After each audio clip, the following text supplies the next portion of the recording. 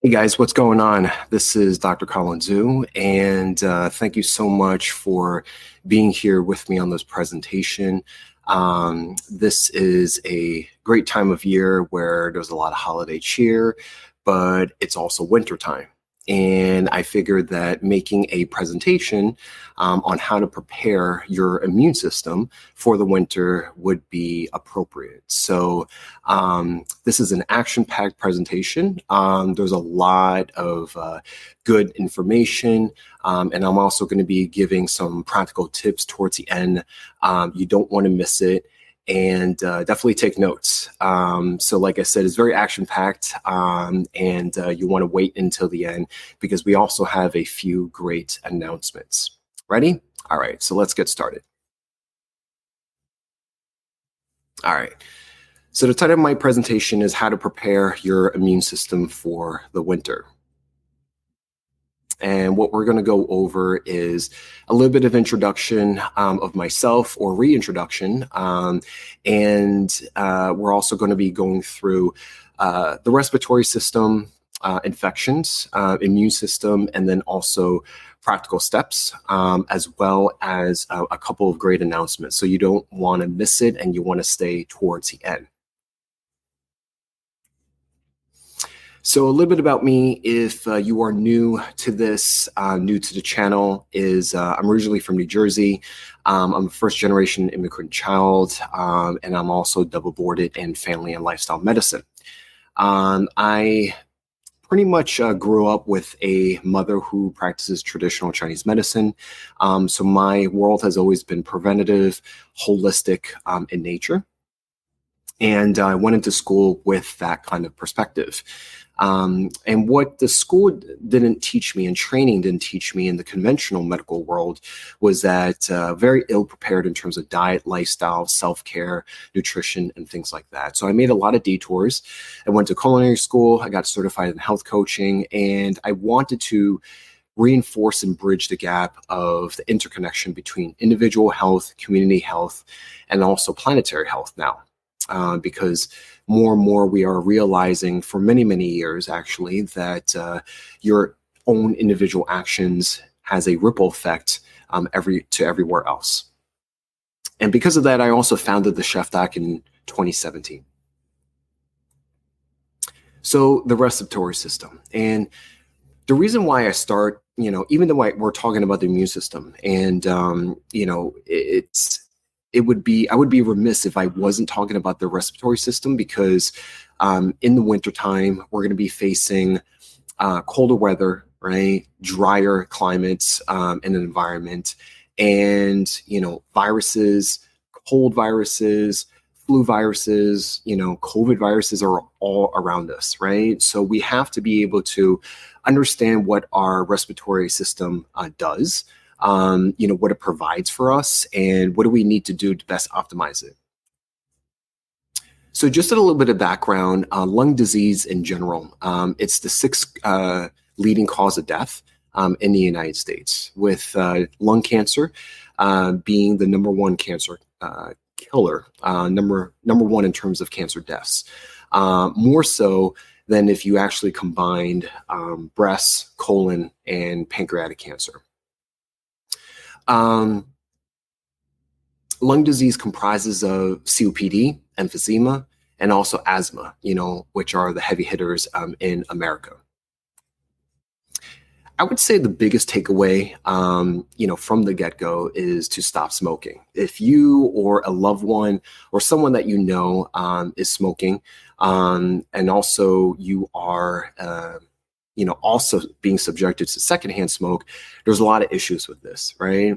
So smoking in general houses and contains a lot of carcinogenic, properties and components, right? And it also prevents your actual lung function and your lung ability to fight off infections, be able to clear a lot of toxins out, and just inhibits your natural ability, your first line defense, right? And if you are a non-smoker, you actually have a 20 to 30% higher chance of developing cancer if you're actually regularly exposed to cigarette smoke. But if you actually quit smoking, the reverse effects are actually pretty astounding. So as per the American Cancer Society, if you quit just for 20 minutes, your heart rate and your blood pressure drops. If you quit for a few weeks, your blood circulation and lung function actually improves. And if you actually quit for a few months, we have cells called sweeper cells. They help clean the lungs, removes mucuses, and actually reduces infection, the infection risks to regrow. And if you quit within a year, your cardiovascular risk becomes 50% of that of current smokers. Okay.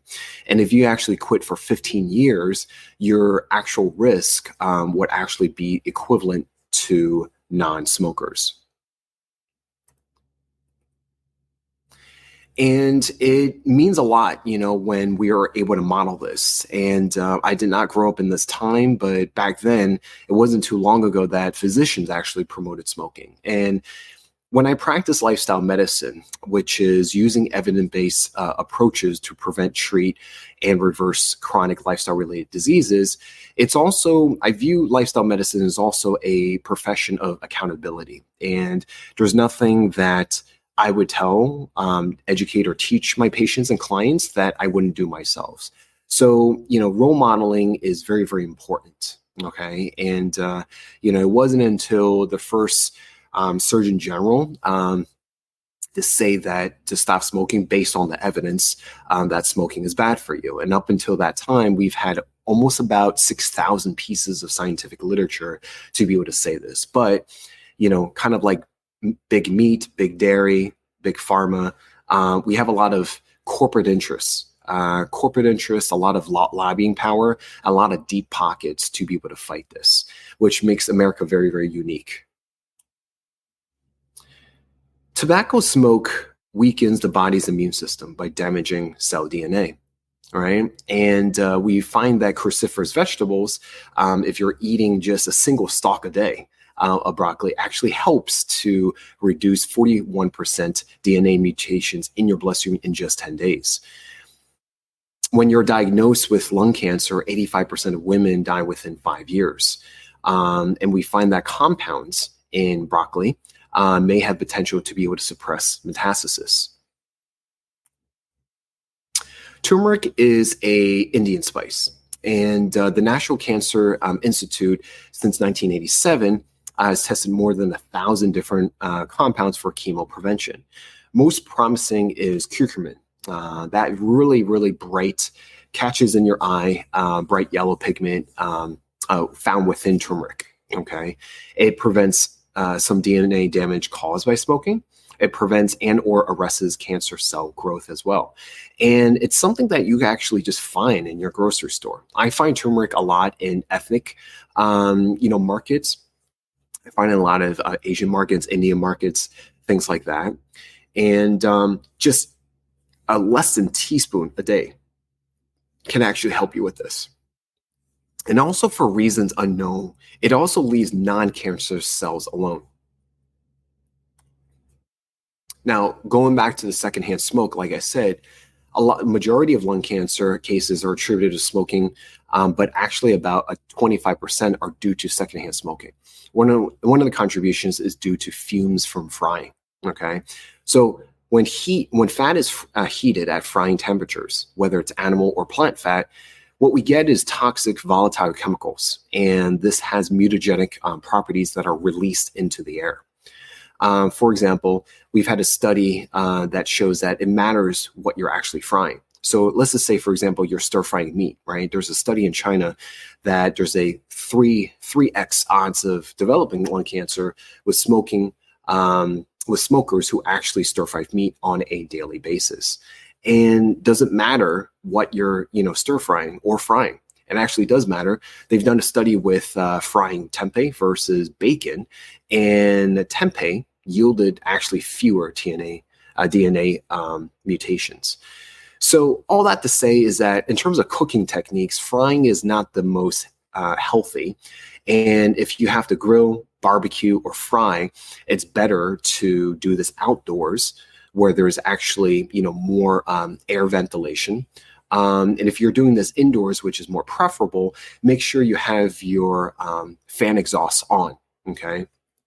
And we'll talk about general tips towards the end. COPD. How many of you guys have a loved one or you're battling with COPD by yourself? COPD is chronic obstructive pulmonary disease, and it comprises of bronchitis and also emphysema. It's characterized by having shortness of breath, coughing, excess mucus production, wheezing, and chest tightness. And it affects more than about 16 million Americans back in 2018. That number is probably higher now. And smoking is the leading cause of COPD, but also prolonged exposure to air pollution. If you live in a metropolitan area, if you commute to the city on a daily basis, this is something that you have to note. Okay, with the increasing advent of climate change, greenhouse gases, car exhaust from your own car, if you're running a gas-powered vehicle, or you're surrounded by other vehicles, these are things that you have to pay attention to. We have data going back to 50 years showing that if you actually increase your intake of fruits and vegetables, it's actually positively associated with good lung function. Just one extra serving of fruit each day translates into 24% lower risk of dying from COPD. Now, what if you already have COPD? A study in 2010 shows that increasing the servings of fruits and vegetables improves that. And actually, we think that it's due to the anti-inflammatory nature of fruits and vegetables, as well as the antioxidant effects of it as well. But it could also be attributed to a reduction of meat consumption. I've had one time where I was on the training grounds. I was working in the hospital, working in the intensive care unit in the ICU. And we had one patient where their face was totally mutilated due to the fact that they were smoking next to their oxygen tank. And so addictive properties and addiction in general is very, very powerful. So we understand that it's a very hard thing to fight, but it's very important that you be able at all costs reduce this for yourself. So again, stop smoking and encourage others to stop smoking as well, so you're not subjugated to secondhand smoke. Asthma. How many have asthma or know of someone that battles with asthma? I get a lot of patients with asthma through my urgent care practice. And it's an inflammatory disease characterized by recurring attacks of having narrowed and swollen airways, causing shortness of breath, wheezing, and coughing. In the US, asthma can start at any age, but emerges during childhood and affects 25 million people, some of which are children. We've done a study, international study of asthma and allergies in childhood, and it follows more than 1 million children in nearly 100 countries. And what we found in terms of food is that when you have adolescents living in areas where there's more starchy vegetables, grains, vegetables, and nuts, starchy foods, grains, and vegetables and nuts, they've exhibited chronic symptoms of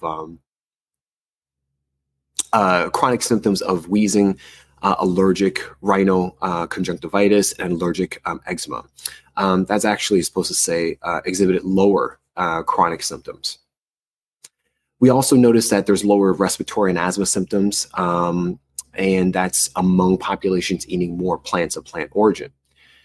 We also found that researchers in Australia, there is worser lung function with just one serving of fruits and vegetables. And when they actually increased this to 7 servings, they're able to cut half of their asthma exacerbation risk in half with 7 servings. So the recommended servings, as a reminder, is 5 to 9 servings. 97% of Americans are deficient in fiber. And so not only, like we're talking about, it's reducing respiratory symptoms, but it also has this multiplicative effect about, having other beneficial effects on our body as well. Now, we're going to switch gears to infections. And, infections is a very large topic, but we also want to emphasize that it matters in terms of where the food source is. Nearly 3/4 of all emerging and re-emerging human diseases arise from the animal kingdom. So, for example, tuberculosis we think that it's, coming from the domestication of goats way back when. Measles and smallpox, mutated cattle virus, whooping cough, we've domesticated pigs.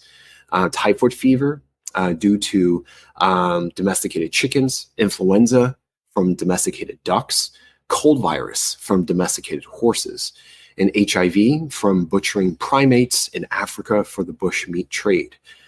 And then now we have COVID. What's also important is understanding about, the immune system, right? So, for example, HIV leads into AIDS, right? And when you are having the AIDS disease, you have a lot of opportunistic infections. And what I mean by this is, things like bacterial, viral, and fungal infections that normally do not affect us because we have a intact, strong immune system. And when that immune system is compromised, for example, in patients with AIDS, then these infections that normally do not affect us become more opportunistic. So what that means is that the immune system goes down because it's compromised, and these infections attack us, right? Another example would be, you may already have latent infections. So for example, infections that are just brewing and just waiting to come out when the immune system dips, right? So how many of you guys have had chicken pox, as a child? I definitely had. And so when you have the reactivation of chickenpox, it becomes shingles, right? How many of you guys have had shingles for yourself? So for shingles, it's a reactivation whenever the immune system has dropped, right? So this is just an example that you may have latent infections that are just brewing and you may not know it. 60 to 80% sanitation, we recommend that it's alcohol-based. So it's sufficient if you have sanitizers that are 60 to 80%. This helps with hygiene, right? The times that we encourage hand washing is when you're actually having bodily fluids. So hand washing helps with that. And, whenever you're touching doorknobs, shaking hands, touching handles, doors, moving about through the airport, definitely use 60 to 80% of alcohol-based sanitation. So this is just a reminder of the latest causes of death, right? Heart disease and cancer are top two killers, right?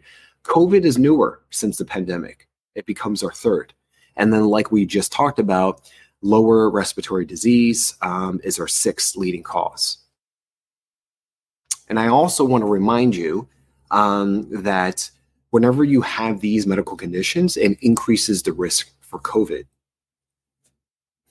Asthma, cancer, chronic kidney and liver disease, diabetes, heart conditions, having a body mass index greater than 30, and smoking, right? So these are all linked with each other, right? They're not independent, siloed conditions. They are all interrelated.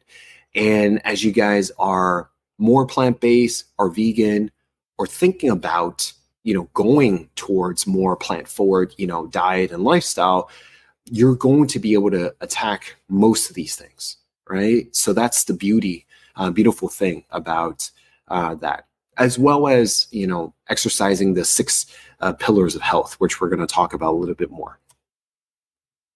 And as a reminder, nothing kills Americans more than heart disease and stroke. And when you combine those two together, it claims about 900,000 Americans, every single year. Okay, so the immune system, right? This is what you guys are here for. This is a very large subject, and I very, specifically narrowed down to things that are related to food, but it's a very large subject, okay? So what is it comprised of? It's comprised of various organs. For example, white blood cells, for example, proteins that are we have called antibodies, which are our defense system, right? We also have a lymphatic system. And I'm going to teach you something towards the end of the presentation in terms of how to continue to move that. And then also the skin. How many of you guys knew that the skin is your largest organ in your body? Okay. It's our first line defense because it's our, first layer with the external world. All right. So the immune system is comprised of white blood cells. Neutrophils are one of them. You have your B cells, which we have memory cells. B cells help to create antibodies for every single foreign, we call antigens that enter or come in contact with our body. Okay, they're able to create an antibody for every single thing. So it's a very meticulous system. T cells, natural killer cells. These are kind of like our Army and Marine system. Okay, they go out, they are very targeted and they shoot to kill, and these are very effective in terms of cancer cells. These are very effective in terms of viruses, for example. So the question is, as you get older, your immune system declines, right? But does it make a difference with adequate nutrition? We'll come back to this question in a bit. So preserving your immune system. Infectious disease, okay, we're going to use infectious disease as the context, to be able to answer this.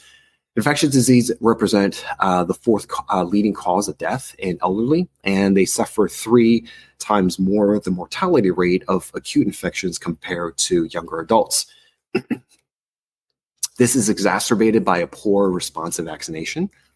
And for example, with COVID-19, this is a good example that, as we age, there's something that happens as we age where we, produce more pro-inflammatory effects.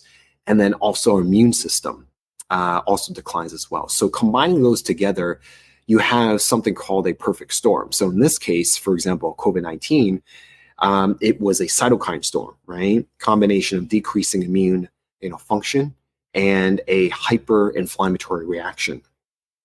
And if you remember, from that medical condition list that increases the higher likelihood of getting COVID, that contributes to this cytokine storm. But we also know that there's several different things beyond food, for example, lifestyle, that helps. So for example, weight loss.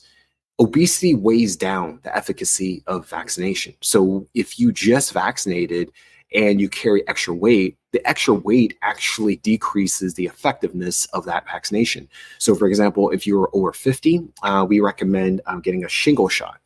If you're over 65, we recommend getting a pneumonia shot.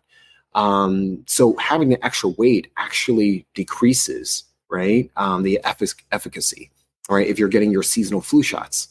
Having extra weight, obesity, impairs the function of natural killer cells. As a reminder, there are Marines. They're the shoot to kill type of cells. Exercise reduces the number of sick days by 25 to 50%, okay?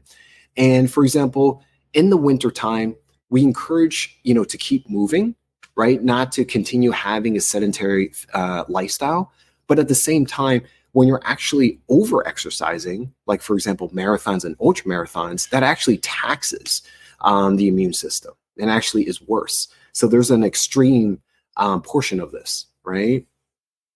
So I lead local chapters of Walk with the Doc, right? How many of you guys participate in a Walk with the Doc chapter? And, walking is a great way of continuing your physical activity without taxing yourself, right? Forest bathing. Forest bathing is being out in nature, being surrounded by what Mother Nature has given us, right? A lot of greenery. It boosts natural killer cells via natural compounds found in nature. One of them is called phytoncides. Sleep, okay? How many of you guys get 7 to 8 hours of sleep? It helps to enhance our immune defense and actually has a better vaccine protection. Now, on the opposite side, when you're having sleep deprivation, whether you're going to bed too late or you're getting up too early, it's been shown to actually impair natural killer cell activity. So sleep is very, very important. Now, can food help, right? We find that when you're having lower rates of fruit and vegetable consumption, it actually increases your flu-related hospitalizations by 8%, right? Going back to this question of, when you're getting older, your immune system declines, does it make a difference with adequate nutrition? Well, We find that when you're eating more than 5 servings of fruits and vegetables, we found in studies that there's an 82% greater antibody response to the pneumonia vaccine. For kiwi fruit, can actually decrease, upper respiratory infection symptoms compared to control. Now, elderberry is interesting. We find that the supplements in elderberry are not safe. There's a whole aisle whenever you go into markets, there's elderberry this, elderberry that. There's been a case report of acute pancreatitis. Okay, that's an inflammatory change. And if you're eating just the raw form, it actually forms cyanide, which can give you a lot of GI distress. So I would definitely caution you in terms of, elderberry supplements. We find that interventional studies, when we're looking at blueberries, it's been shown that to increase the number of natural killer cells. The aromatic spice of cardamom, right? So for example, if you drink chai, not chai tea, that's redundant. Chai is tea translated. If you're drinking chai, cardamom's used, right? And it actually increases the natural killer cell activity. Black raspberries appears to do both. Goji berries, powdered, okay, and studies shown to actually have real world effects. When you're eating 4 teaspoons compared to placebo, we find that there's a greater antibody response after receiving the flu shot, and there's a greater antibody response by day 60 and by day 90. Very interesting stuff. Vegetables, going back to broccoli. It boosts natural killer cells, and other cruciferous vegetables are critical for intestinal immune function. Remember that 70% of your immune system lives within your gut, right? And when you're, ingesting your gut, how are they exposed, to everything? Because you're ingesting it, right? When you're breathing in, you're breathing in thousands upon thousands of microorganisms. But when you're eating, you're ingesting millions upon millions of other microorganisms as well. We find that in a randomized study, broccoli sprouts eaten on the day before and on the day of infection reduces the viral load as well as virus-induced inflammation. Wakame, which can be found as seaweed salad, can actually 2x or 4 times the replication potential of T cells. Remember, T cells are kind of like our Army and Marine system of our immune system defense. Soy foods can boost antibody-producing B cells, right? And nori sheets can increase natural killer cells. That was studied at 7 sheets of nori a day. We don't know for now, less than that, does it still do that? But nori sheets are found when, you're making sushi.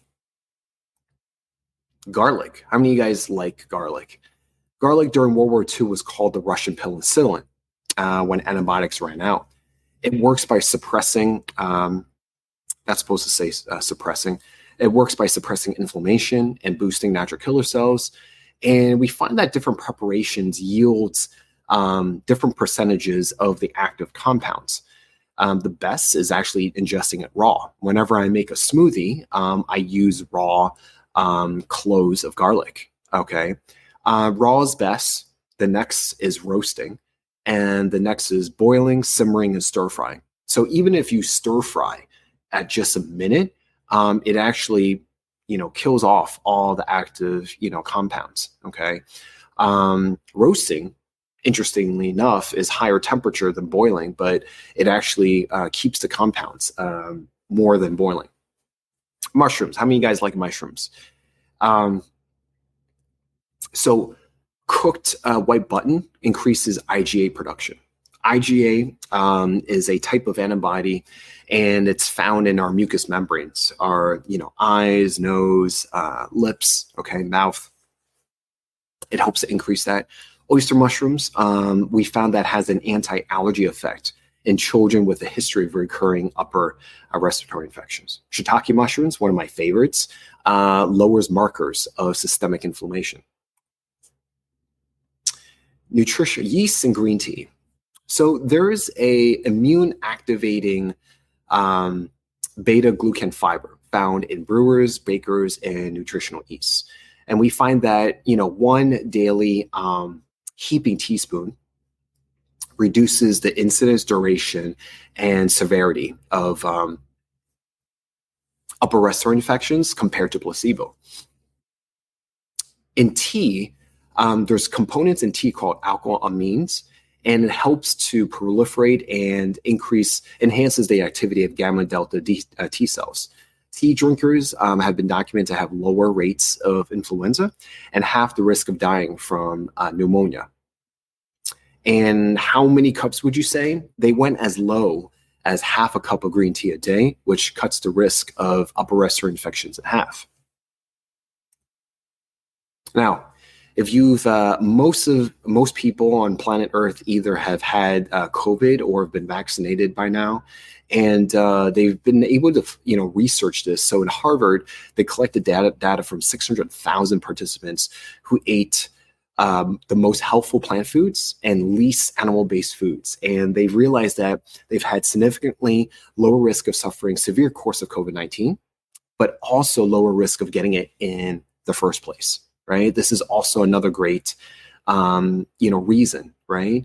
And if you think about it, it goes back to what we said before. And what they did in this data was even taking into account the comorbidities, right? So other types of medical conditions and other non-dietary risk factors, such as, exercise, smoking, and socioeconomic class. They even take into account into that. So, guys, plants, very, very powerful, which you guys are already getting a clue. And as a reminder, these are the medical conditions with higher risk of COVID. They're all interrelated, like we said.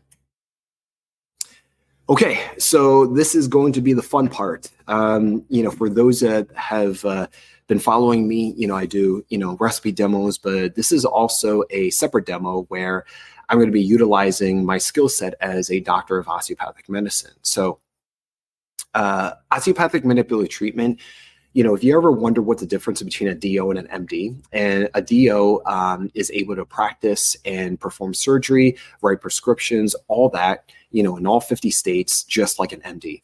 But in terms of schooling, we have the ability to, we have 300 extra hours in terms of manual manipulation where we diagnose and treat with our own hands. And that's called osteopathic manipulative treatment. Now, for this lecture, because we're in wintertime, because we're facing a lot of cold viruses and upper respiratory infections, everywhere, I'm going to teach you a self treatment to be able to help you out, right? So if you're battling a cold or an upper respiratory infection, we're going to do something called a facial effleurage as well as a trigeminal stimulation, right? So we're going to do the trigeminal stimulation first. So we basically have three levels, right? So we have, the cranial nerve 5, okay? We have points out of here, and then also points out of here that we could, stimulate and be able to, affect, right? So here, just right here, there's a divot. There's a divot right here, okay? And there's a divot in your cheekbones. And then there's a divot here, okay?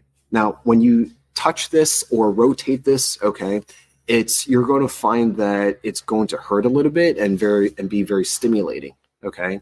And that's okay. What you want to do is you take your finger pads and you rotate here, okay, 30 seconds in one direction, and then 30 seconds in the other direction. And you can kind of do this, along the ridge of your eyebrows, okay? And then from here, you want to move towards your cheekbones, and you're going to have this divot here, and you're going to have the second set of your cranial nerves come out of your cheekbones here, and you want to stimulate this part as well. And then you're going to do this here at the bottom of your chin. And the reason why to do this is you're stimulating the nerves out here, okay, and to increase, okay, the effects of this part of your nervous system. You have your cranial nerves that come out of these sockets, okay, if we actually look at a skull, okay. And it not only stimulates it, but it also enhances movement, right? So we're going to do something called a facial effleurage, okay? Ideally, this is actually for two people with a practitioner behind you and you're laying on the treatment table, but you can do this as well, okay? So going back to the lymphatic system, like I said before, the lymphatic system is parallel to your blood circulation system. It helps to carry out waste and toxins, okay, out of your body, okay? And we have something here called the thoracic duct, okay? And it's kind of like, it's kind of like the trash being taken out during trash day, okay? And so what we want to do is kind of help out, facilitate that lymphatic movement. So you can think about it in terms of like a river. So what you want to do is kind of like take the skin and, just kind of, massage like this. You want to go from top to bottom. So you want to go like this and follow along the contours of your face and then follow along the contours of your neck.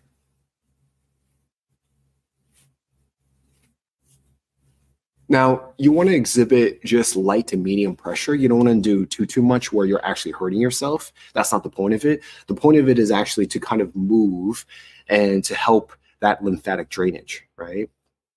So if you're fighting a cold, for example, stimulating this, and stimulating this release symptoms, okay? Over time, it helps to, clear up congestion. They feel... sometimes patients would report that it opens up everything. They feel a lot less congested, right? And so what we're doing is that, you're helping to facilitate the lymphatic drainage like this. Okay? So you want to do this. This probably takes no more than 3 minutes. All right.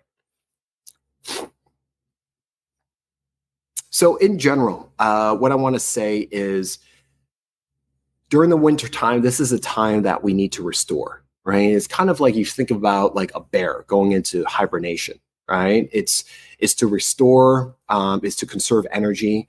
In Chinese medicine, the upper back and the chest are the gateways to the lungs. You want to protect that. So, this may seem obvious, but you want to wear, layers of clothing to be able to protect this. I'm always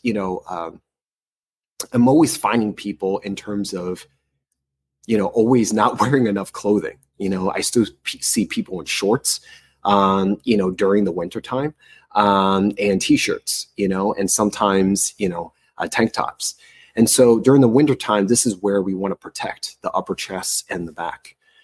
The sympathetic nervous system comprises, of your spinal cord. And out of your spinal cord is basically nerves that come out.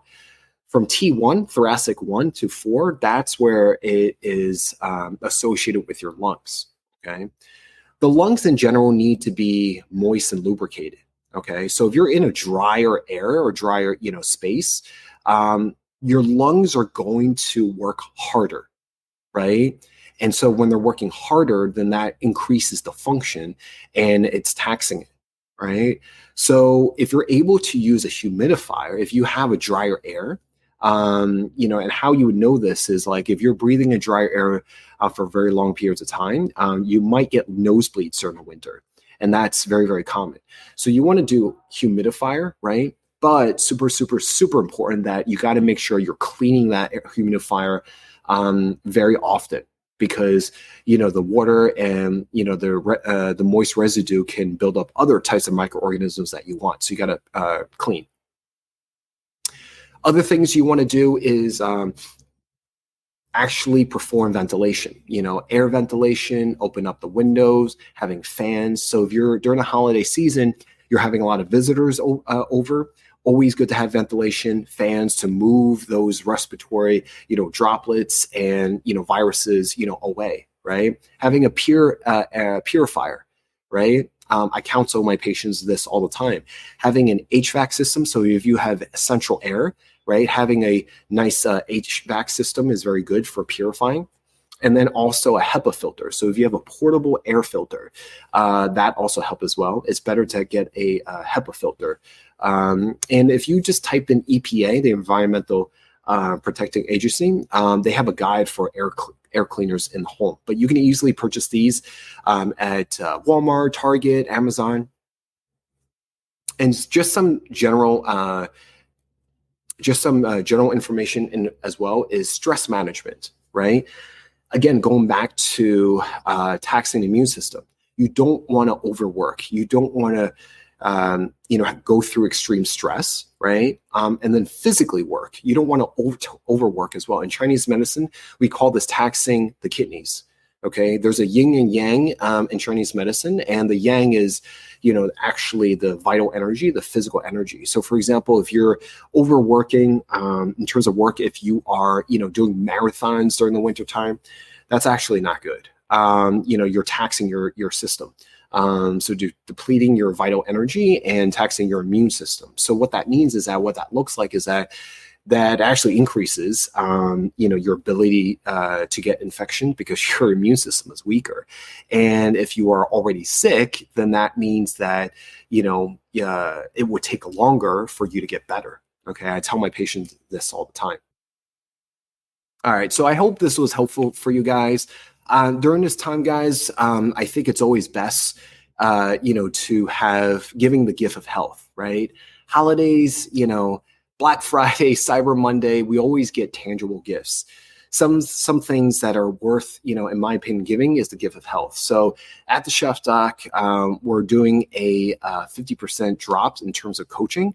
So for example, if you can get 2 sessions for just $250, down from the original $500. So it's kind of like a buy one, get one free. So give the gift of health. So either for yourself or someone else, if you know of someone, please let us know. And you want to be able to give the gift of health, okay? And this is only valid in towards January 15th. So my announcements is we're really, really excited to let you guys know for the new year. We understand that health and wellness, when we're embarking on our own health and wellness journeys, sometimes we can be doing this, alone. And I want to say to you that you don't have to do it alone. And we are having great programs for the new year in terms of weight loss, in terms of chronic disease prevention. And we are, putting together really, really great programs to be able to assist you. So a lot of times what we are not succeeding in is having the improper environment, support, and community. If you guys follow the Blue Zones, this is what they have, and this is what they are successful with, right? So, we're actually, already going through weight loss programs right now. For the next year, we're going to restart our weight loss programs, also introducing our new chronic disease prevention programs. And we're doing this for the week of January 15th. So if you or someone are interested in this, please let us know. And you're going to have a lot of support. They're 3-month programs. They're weekly group coach facilitated, and I'll be leading at the helm for this as well. We've also partnered with Let's Get Checked. So, for example, if you don't go to your regular doctor, we've paired pre and post screening of diabetic and heart risk labs before and after chronic disease prevention. And our third program, which is for entrepreneurs, that's also there as well. So, and here are just some of the coaches that are helping lead the programs. And they're very, very high expertise, high experience. Linda and Zainab personally have lost more than 100 pounds each. So they definitely walk, their talk. So again, if you know of anyone, if you guys are interested in weight loss and also want to do better in terms of, if you have a strong family history of chronic disease, these programs are for you. 3 months, group coach led, and with me leading at the helm. And you're going to have a lot of education and a lot of hand holding, for this. So if you have any questions, I encourage you to I encourage you to email Cecilia at Terra Health Coaching, who is helping us out be able to intake. So we're starting at the week of January 15th, and we're only taking cohorts up to 10. So once these cohorts fill up, then we launch them. So, they fill up really, really fast. And like I said, we're only taking 10 for people that are committed in terms of taking back their health. So please do yourself a favor for the New Year's. Great time to restart. And please email Cecilia at Terra Health Coaching. And I hope this lecture was good for you guys. Hopefully it was helpful, and hope that it provides amazing value for you guys. And I'll see you guys at the next time, next presentation, next video, and have a great, happy holiday season and happy new year. And I'll see you guys on the next one. Take care, guys.